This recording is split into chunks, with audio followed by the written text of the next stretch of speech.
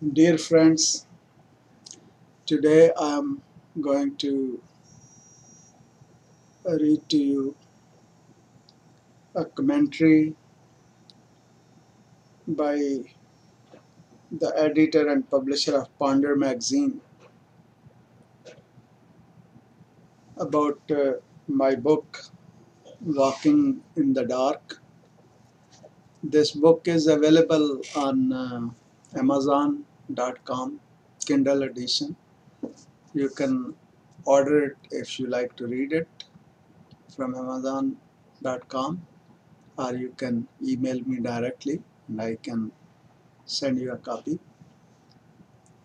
Anyhow, Kathleen Franks writes about walking in the dark. How do you like a story told? Some love to see a story unfold on the big silver screen. Others like the intimate feel of live theater. Yet others prefer stories on the radio, and then there are those of us who love hearing stories told round the fire. No matter the method, there is nothing better than relishing a great story crafted by a master of the art. Walking in the Dark is a collection of stories that will take you on an astonishing journey through cultures unlike your own, exotic in flavor, yet tasting familiar. Ashraf weaves a richly textured tapestry that shimmers with the common threads of our humanity. You will feel your soul nourished as you travel through lives that reveal our shared roots. Ashraf's words create paintings on the canvas of your imagination, from stories that have opening lines like "Then they all turned into cockroaches" to a story entitled "A Tour of Hell" that takes you on a trip that even Dante would come back for.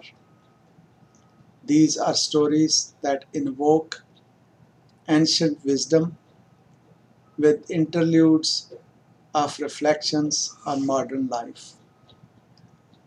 There is an expression from centuries ago which reads in Latin "post tenebras lux" and in English "after darkness, light."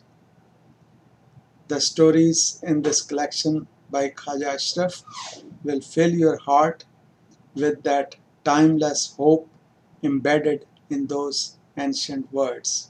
Kathleen Franks, editor and publisher of Ponder magazine, www.ponderweekly.com. So you have heard Kathleen Franks, what she says about my stories. Now I read preface of this book, Walking in the Dark. This will give you an insight in the stories included in this collection. Stories always continue to come into existence. There are billions of people in this world, people of different colors or creeds. Every human being has his or her own story.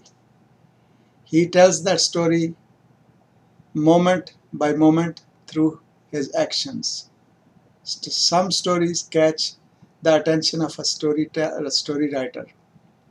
He pens down those stories with his sweat and blood and then passes them on to other human beings. The stories that do not catch the attention of any writer simply disappear in the dust of time. Sometimes these stories break the human circles and enter into other unknown areas of life. Such stories set human beings, both writers and readers, free from space and time. Then they get in touch with such phenomenon that they themselves wonder how they reached there. They form a new relationship with life and the universe around them. By then, due to developments in science and technology, new modes of transmitting stories from one mind to another, from one human being to another, from one form of life to another, come into existence. TV plays and films are such developments. Now readers do not want merely to remain readers, they want to participate in stories.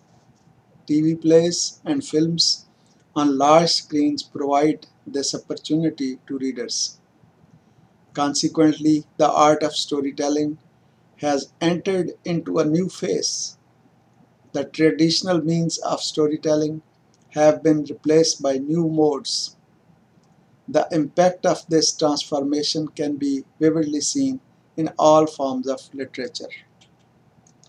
If this process continues, and it definitely we will see many innovative changes in various art forms. It is even difficult to anticipate these changes at this time. It doesn't necessarily mean that many present art forms will disappear. No, they won't. However, the standards and nature of these art forms will change. New writers will create new forms to satisfy the imaginations of new beneficiaries of literature. Having said that, now I wish to share a few words about this book and these stories included in it. These stories were written originally in Urdu, a language widely spoken across Pakistan and India and among Pakistani and Indian diasporas across the world. These stories have been woven around social, cultural, economic, and mythical issues. They deal with social and cultural situations in Pakistan and Indian contexts. They also deal with economic disparities and the social complications that take place as a result of those economic disparities. Then, many stories deal with the fundamental mythical notions of Islamic traditions, which highlight the inherited contradictions in those traditions. From a literary perspective, many old and new forms have been adopted in crafting the stories included in this collection. Some are inscribed in straight story format, some are jotted down in parabolic format, yet some others are written in abstract symbolic format. The stories in an abstract symbolic format will test the reader's resolve to go through them and then catch their essence.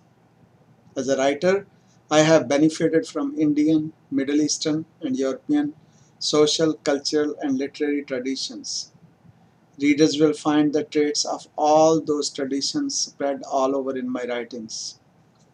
If Indian and Middle Eastern traits are more visible, it is because I was born and raised in Pakistan, where Indian and Middle Eastern civilization form human characters in unison. Religion plays a predominant role in Pakistani and Indian societies. All Pakistani and Indian social traditions are embedded in the religious experience of those societies. Literature, being a cultural expression, draws its resources and materials from the culture it represents. The stories in this collection are no exception. I hope you will enjoy reading these stories. Please let me know how you did like the stories in this collection.